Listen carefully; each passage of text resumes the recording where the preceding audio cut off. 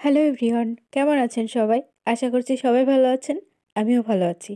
Video দেখেই বুঝতে পেরেছেন আজকে কিসের ভিডিও নিয়ে এসেছি। হ্যাঁ, গলদা চিংড়ির ঘিলু ভুনা। তো আজকে এই ভিডিওতে আপনাদের দেখাবো আমি কোথা থেকে একদম টাটকা গলদার ঘিলু নিয়ে এসেছি। একদম চোখের সামনেই কাটতেছে, সেখান থেকেই কিনে নিয়ে এসেছি। আর আমি কিভাবে এটা রান্না করি সেটাও। তো চলুন কথা না বাড়িয়ে শুরু করা যাক ভিডিওটি। এটা হচ্ছে খুলনার মস্তর মোড় একটা কাটা। এখানে মাছ বিক্রি হয়, মাছের কাটা বলা হয় এটাকে।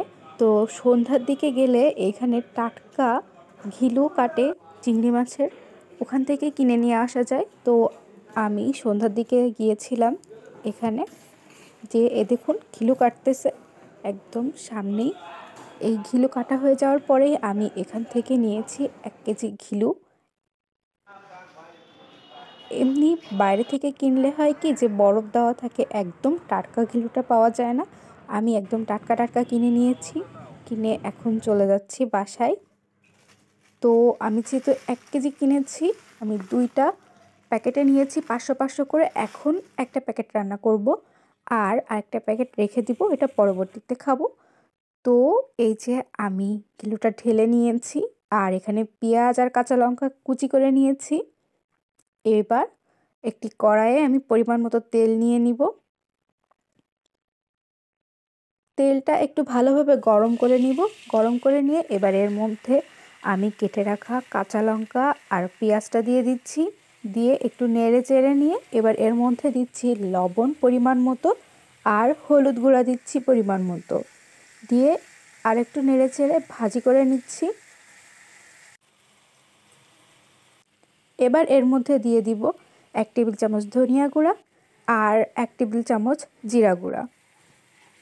দিয়ে ভালোভাবে আবার একটু মিক্সড করে নেব পেঁয়াজ আর কাঁচা লঙ্কার সাথে। এবার এর মধ্যে আমি ঘিলুটা দিয়ে দিচ্ছি। আমি কিন্তু পেঁয়াজটা একদম ভাজি করে নিয়ে নিই, এটা কিছুটা ভাজা করা হয়েছে, মানে অর্ধেক মতো।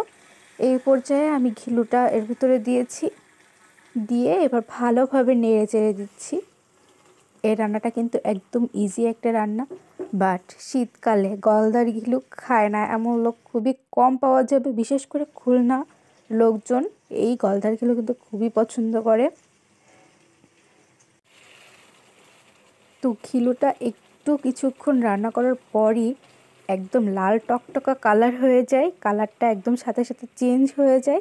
চিংড়ি মাছ যেরকম রান্না করার সময় ভাজতে দিলেই কালার চেঞ্জ হয়ে যায়, ঘিলুর ক্ষেত্রেও ব্যাপারটা তাই।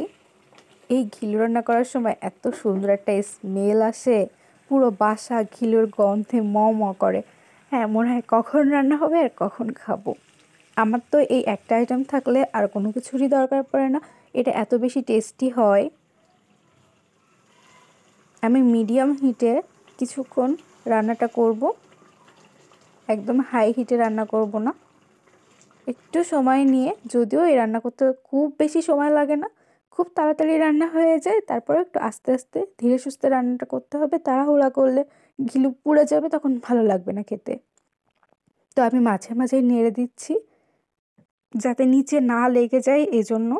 তো রান্না কিন্তু একদম শেষের পর্যায়ে, একদম শেষ যখন রান্না কমপ্লিট হয়ে যাবে তখন কিভাবে বুঝবেন রান্না যখন শেষ হয়ে আসবে, তখন এরকম বুদবুদ ওঠে রান্নার উপরে। তো রান্না কিন্তু আমার কমপ্লিট হয়ে গিয়েছে, আর রান্না করার পরে এর কালারটা এরকম আসছে।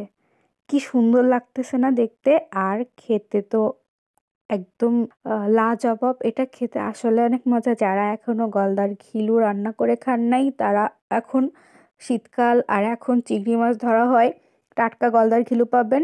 এখনই আপনারা ট্রাই করে দেখতে পারেন।